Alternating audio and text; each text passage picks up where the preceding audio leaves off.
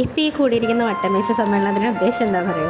ഇന്ന് നമുക്ക് ഡാം വരെ ഒന്ന് പോകണം കേട്ടോ. അപ്പോൾ അതിന് വേണ്ടിയിട്ടാണ് നിൽക്കുന്നത്. ആദ്യം ഞങ്ങൾ വിചാരിച്ചു ഞങ്ങൾ റിലേറ്റീവ്സ് കസിൻസ് മാത്രമായിട്ട് പോകാമെന്ന് വിചാരിച്ചിട്ടോ. അപ്പോൾ പിന്നെ ആലോചിച്ചു വേണ്ട, പിള്ളേരെ കൂടെ കൊണ്ടുപോകാമെന്ന്. കാരണം പണ്ട് ഞങ്ങളുടെ അമ്മമാർ ഇതുപോലെ കൂടുമ്പം ഞങ്ങൾ ആദ്യം കൊണ്ടുപോകണ്ടെന്നായിരിക്കും കേട്ടോ തീരുമാനം. പിന്നെ ഞങ്ങൾ വാശി പിടിച്ച് എന്തായാലും പുഴയിൽ പോകണമെന്ന് പറഞ്ഞ് കൂടെ പോകട്ടോ. അപ്പോൾ അതുതന്നെയാണല്ലോ ഇവരുടെ അവസ്ഥ എന്ന് വെച്ചാൽ ഞങ്ങളെല്ലാവരും കൂടെ കൂട്ടിയിട്ടോ.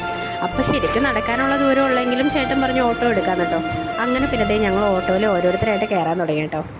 ഏകദേശം ഒരു സന്ധ്യയോട് അടുക്കാറായതുകൊണ്ട് കേട്ടോ ഞങ്ങൾ ഓട്ടോയിൽ പോകാമെന്ന് തീരുമാനിച്ചത്. അല്ലെങ്കിൽ പിന്നെ നമ്മൾ നടന്ന് ആടിപ്പാടി അവിടെ എത്തുമ്പോഴേക്കും ഒരു നേരമാവുമല്ലോ, അപ്പോഴത്തേക്ക് ഇരുട്ടും വീഴും. അങ്ങനത്തെ ഞങ്ങൾ ഡാമിൻ്റെ അവിടെ എത്തിയട്ടോ. നമ്മൾ പ്രതീക്ഷിച്ച അത്ര വെള്ളമൊന്നും ഉണ്ടായിരുന്നില്ലേ. കാരണം എന്താ വെച്ച് കഴിഞ്ഞാൽ ഇപ്പോൾ വേനലായതുകൊണ്ട് വെള്ളമൊക്കെ കെട്ടി നിർത്തിയേക്കാം. എന്നാലും നമുക്കൊരു എൻ്റർടൈൻമെൻറ്റ് എന്നുള്ള രീതിയിൽ ഞങ്ങൾ വേഗം ഓട്ടോ ഒക്കെ സൈഡിൽ ഒതുക്കി ഓരോരുത്തരായിട്ട് പിടിച്ചിറക്കി കേട്ടോ. ഈ കാണുന്ന ഡാമും പുഴയൊക്കെ ഞങ്ങൾക്ക് ഒരുപാട് ചൈൽഡ്ഹുഡ് മെമ്മറീസ് തരുന്ന ഒന്നാണ് കേട്ടോ. പണ്ടൊക്കെ ചെറുതിൽ ഞങ്ങൾ അമ്മ വീട്ടിൽ പോകുമ്പോൾ അന്ന് വൈകുന്നേരം തന്നെ ഞങ്ങൾ പ്ലാൻ ചെയ്യും കേട്ടോ, നാളെ നമുക്ക് ഡാമിൽ പോകാമെന്ന്.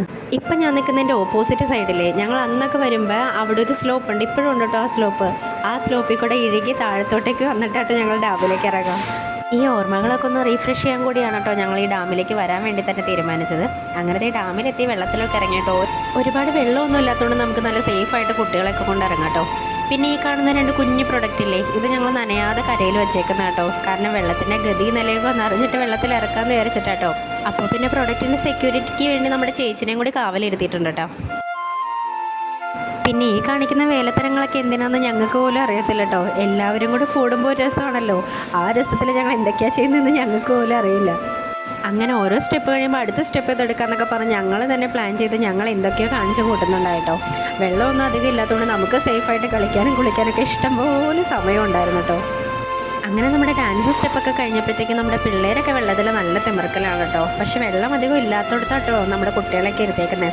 ചുറ്റിലും ചേച്ചി എല്ലാവരും ഉള്ളതുകൊണ്ട് നമുക്ക് സേഫായിട്ട് തന്നെയാണ് കേട്ടോ നമ്മൾ നിൽക്കുന്നതൊക്കെ.